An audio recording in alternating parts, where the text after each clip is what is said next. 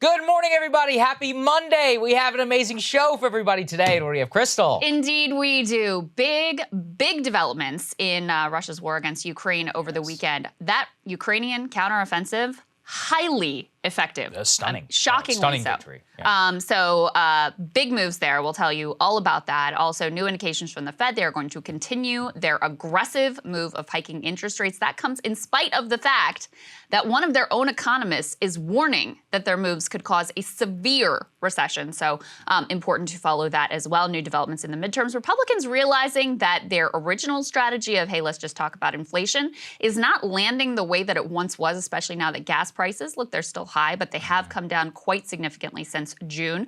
We also have some new legal developments for former President Trump. Now and we've covered this from the beginning, his Save America PAC, which was all about we're going to stop the steal, and he raised like $150 million or something for that, and then they spent none of it on hardly any of it on any election-related activities. That is coming under scrutiny now by a D.C. grand jury as well. So we've got the details of that. At the same time, we do not want to lose sight of the fact that in Jackson, Mississippi, residents still cannot drink the water. They are still under a boil advisory. The mainstream media is already losing interest in the story. But some new stunning pictures coming out of Jackson, as well as a federal investigation into exactly what the hell is going on there. Yesterday, as you guys know, was 9/11. We've got some clips from just before the planes hit the Twin Towers and the Pentagon, just to remember what it was like before that moment, the way that 9/11 turned everything upside down, the trajectory we've been on since then. So a little bit of reflection we're going to do there. Jeff Stein is going to join us to talk about the legal effort to overturn Biden's student loan debt relief action. All right. So, if you guys have some suggestions for us, we always appreciate those.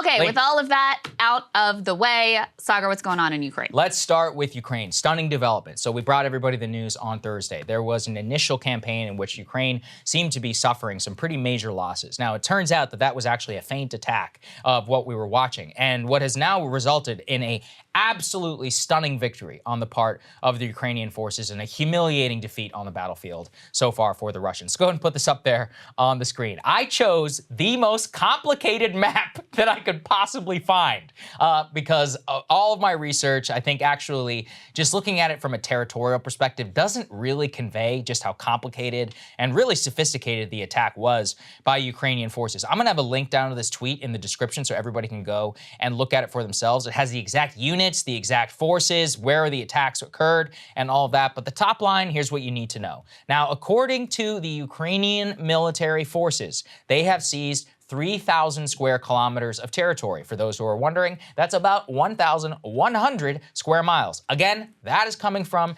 the Ukrainian military defense forces. So not exactly 100% reliable. Now, what we do know, though, in terms of what's actually happened on the ground, is the Ukrainians have obviously seized major towns and areas in the, quote, Kharkiv Oblast being region in Ukraine. The reason that this matters is that oblast really was serving as the jump-off point for future Russian operations. The fact that the Ukrainians were able to take and seize so much territory so quickly, only in a couple of days. One of the things I mentioned in our last show is they really don't have that long, and that's something that Zelensky himself acknowledged ahead of the fighting season, is that by reclaiming this Kharkiv Oblast, they have retaken and pushed back Russian defense lines away from a potential jump-off point that they could use in order to seize full military control of the entire eastern Donbass and Luhansk region. So everything that I've read so far on this is that it really is a stunning advance in combined arms operations and in maneuver warfare. It reminds actually a lot of people of the 1973 Israeli push in the Yom Kippur War. It also reminds us the tank is still very, very useful in warfare. Geeks like myself are very interested in that and watching it be very effective. Let's throw the next one up there on the screen, which is that the Ukrainian army is saying that it has essentially tripled the retaken area just in the last 3 days. So 48 hours, thousands of square kilometers, 1,100 square miles of territory gained. Now, of course, all news organizations, including us, have to make the caveat. We cannot verify the Ukrainian figures. What we can verify is that even the Russians are claiming that they have had to pull back. Yeah. They have confirmed they've pulled back their defensive lines. And the reason why that these particular towns mattered so much is they were major hubs for supply lines. And really what we're seeing is a humiliating crumble for the Russian defenses and their inability both to solidify supply lines. Some of the videos that are coming out here are stunning for a great power military. You're seeing tanks straight up abandoned and unsupplied with no gas, no maintenance. I mean, clearly, this is unprecedented for a great power military to show such basic incompetence in shoring up your supply lines, shoring up your defenses. And look, I mean, there's no doubt about it. The Ukrainians would not be able to do this without the United States, without U.S. provided weaponry and all of that. But this is just not supposed to happen in the annals of great power war. Yeah. To watch it is just, I mean, stunning.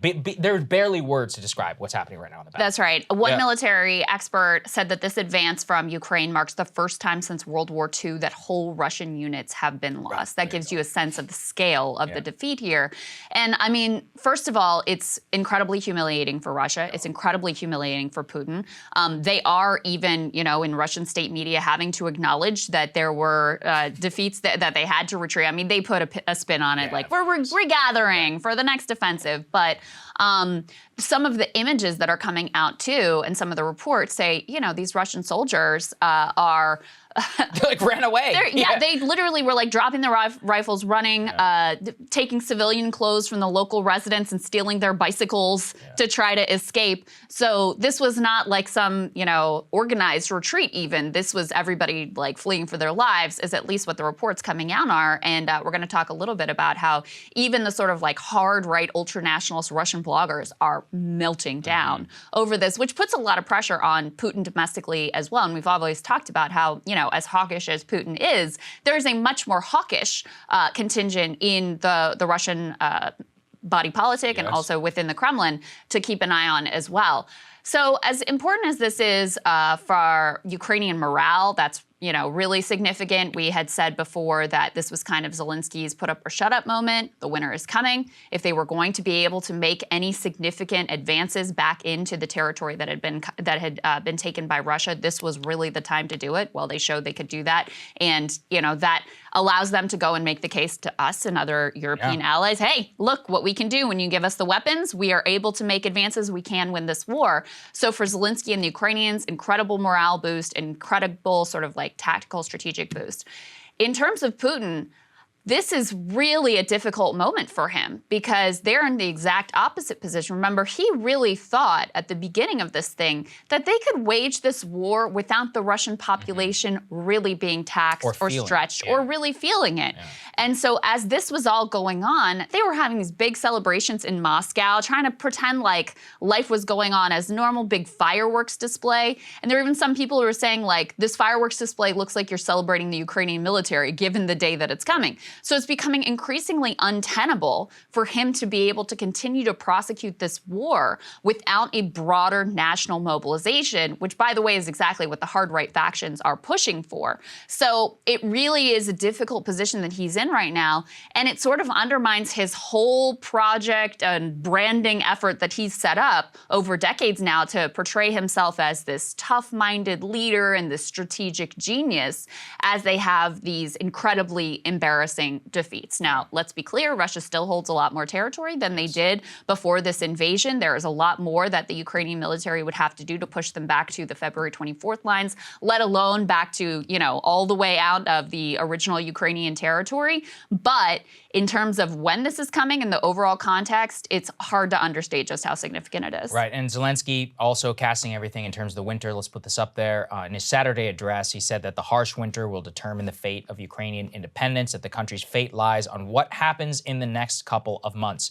They said this is the most difficult winter for the world. Russia is doing everything in 90 days of this winter to break the resistance of Ukraine, the resistance of Europe, because this is what Russia hopes for. This is its last argument. These 90 days ahead will decide more than 30 years of Ukraine's independence, 90 days that will decide more than all the years of existence of the European Union. Winter will determine our future, casting it very much as, you know, really the decisive point. Game of Thrones-esque. It is winter is coming. Listen, I mean, you know, if I lived there, I would think of the same thing. It's a tough winter out there. Absolutely. So it's interesting from a couple of perspectives, which is that number one, I mean, look, the Ukrainian military did show its fighting capability, let alone the fact that with U.S. assistance where it's at did lead to a battlefield victory. Now, as you said and cautioned, the Ukraine's defense minister actually came out this morning saying, he's like, look, our guys are tired. They've been fighting 6 days straight. This is a tough thing. Lot of Western analysts are pointing out that, listen, if the Ukrainians do get too far ahead of their skis, they could stretch their supply lines